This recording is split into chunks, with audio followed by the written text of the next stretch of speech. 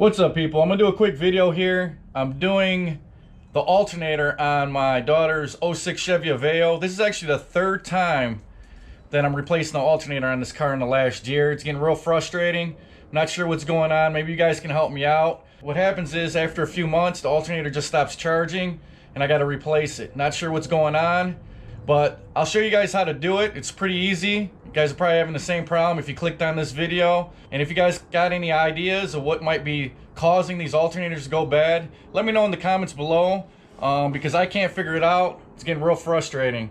So we'll get to the install of the alternator. So if you're having issues like I am with the battery light popping on the dash, I'm going to show you a real easy way to check to see if it's your alternator. When your battery is just at rest, the car's not running, your voltage should be around 12 volts. When your car's running, it should be at 14. So I'm gonna start it up to show you guys that. So that's what a healthy alternator should produce for you to keep your battery charged. Now, easy way to test your alternator. Now, if you were at 12 still, even with the car running, or lower than your 14 volts,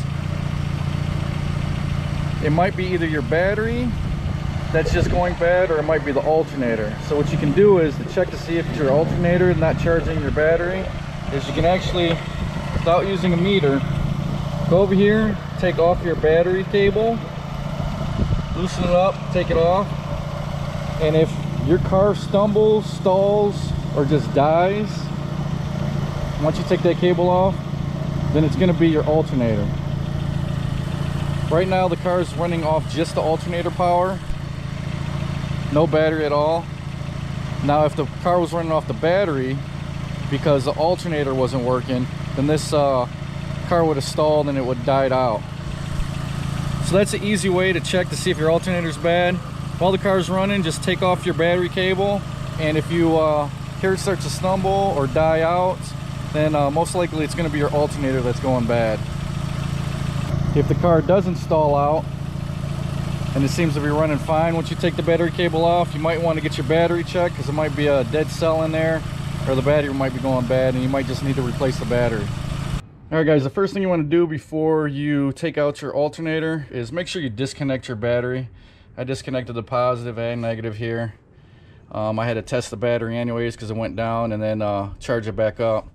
But you don't want these terminals connected because you are disconnecting the power wire from the alternator, and if that touches metal, it's going to spark and it'll end up blowing a fuse, creating more problems for you. All right guys, so like I said, I did this about 3 times already, so it's pretty easy. It should probably only take you maybe a half hour. I've already taken everything apart because I took the old one off, but I'll go ahead and show you real quick what I did. First thing I did is I disconnect the hoses and this sensor from the air intake. This just, you push this down and it pops off, and then this just actually, you just pull it out. Just be gentle when you pull it out so you don't crack it. Put it off to the side, and then these bands here, they're actually a flathead. I just unscrew those, loosen those up, and then this whole assembly comes out like so, and then you'll be able to get to the top of the alternator, which is going to be located right here. There's one bolt that holds it in. This is what the bolt looks like. Just loosen this bolt. I think this is a 12 millimeter. Then this plastic cover right here, you're going to want to remove. There's a couple bolts that hold this up. They're actually 8 millimeter. Just grab a 8 millimeter socket or wrench. Go ahead, loosen those, and you'll be able to pop this off. You'll be able to get up under here. If you guys can see, this is the tension pulley. This has, I used a 5/8 socket. I think it's like a 15 millimeter or something.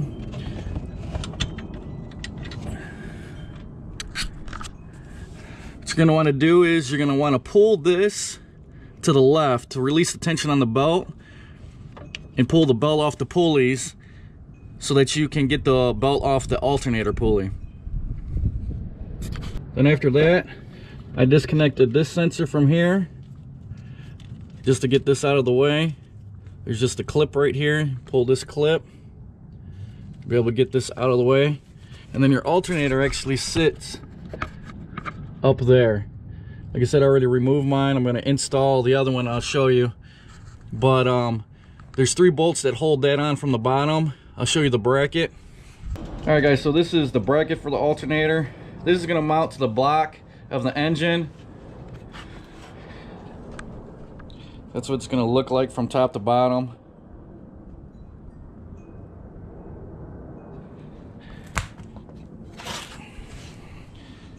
Like I said, this is pretty easy to install.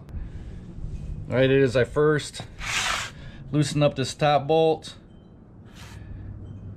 Got the belt off the pulley.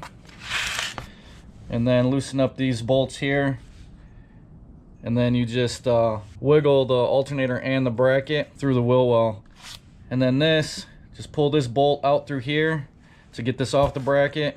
These are 2 12mm bolts. And then obviously make sure that you disconnect the power and then the plug in the back of the alternator. So now what I'm going to do is I'm going to take the alternator with the bracket on it. And I'm going to wiggle it up through there and start the bolts with my fingers. There's the 3 bolts that I'm talking about. We're going to run these back in.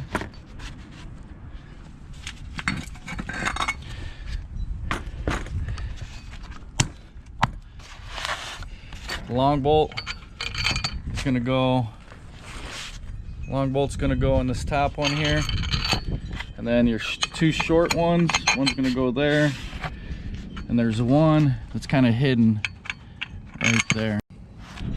Now, what I usually do is I usually actually hook up the power wire here first, because it's hard to get to once the alternator's installed. So usually I just lay it in there and then hook up this wire, tighten it down, and then I'll run these bolts into the block to mount it. See, I just got it kind of sitting in there right now. The bolt on the back there is a 14mm. You're going to hook up this wire to that bolt. All right, so I got the wire tightened down there. What I'm going to do is now position this so I can actually bolt it up to the back of the engine here. I ran the 1 bolt in the bottom here. I didn't tighten it all the way down, because then what I'm going to do is come to the top here. I'm going to line that up with the top bolt and then finger tighten that in, and then I'll do the other 2 bolts on the bottom. This bolt here is a 12mm.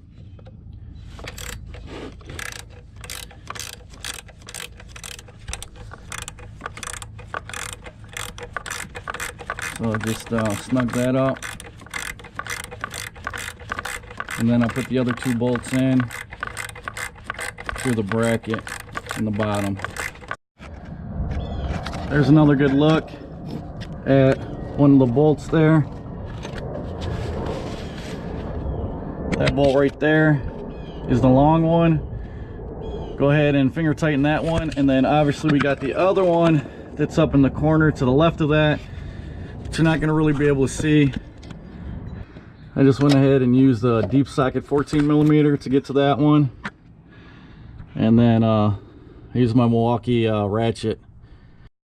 After you go ahead and snug up all the bottom bolts here, all 3, go ahead and plug in your sensor here.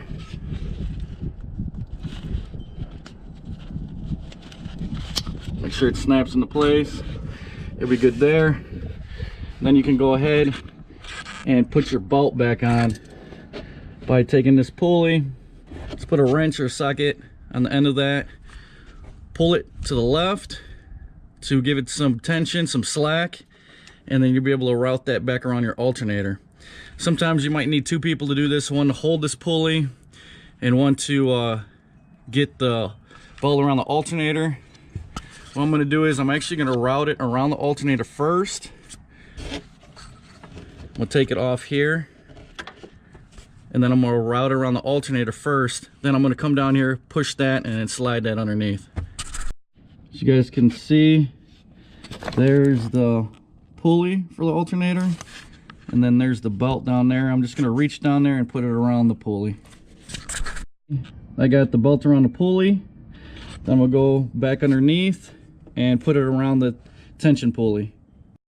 Alright guys, that bolt right there is going to be a 15 millimeter. Go ahead, you can put your socket on there.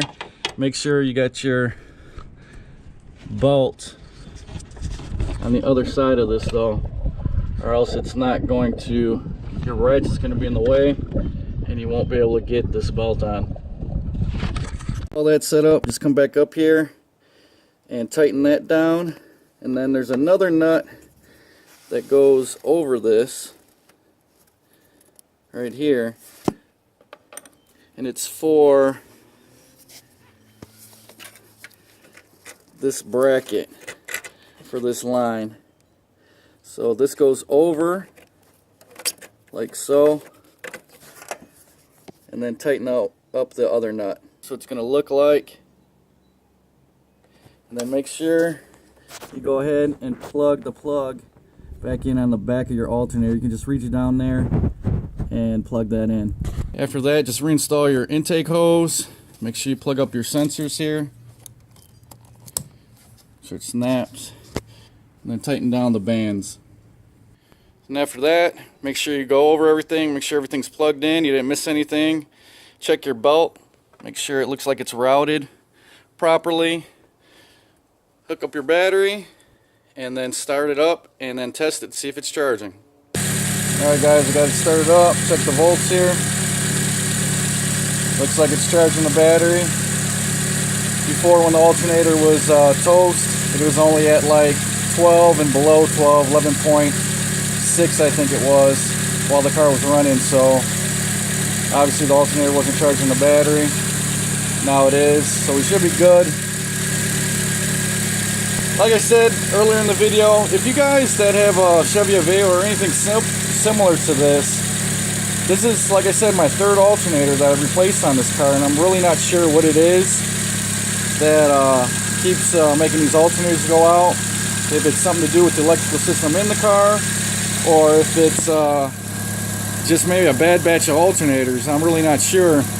But if you guys know a solution, hopefully I don't have to replace this again, but if I do, I'm going to have to figure out what's actually causing this. So if you guys do have any ideas of what could be causing the alternators to go bad, whether it's a manufacturer defect or if it's an issue with this car, let me know in the comments below. I'd appreciate it. And hopefully this video helped anybody that needs to change their alternator out on their Aveo. Thanks for watching, and I'll talk to you guys later.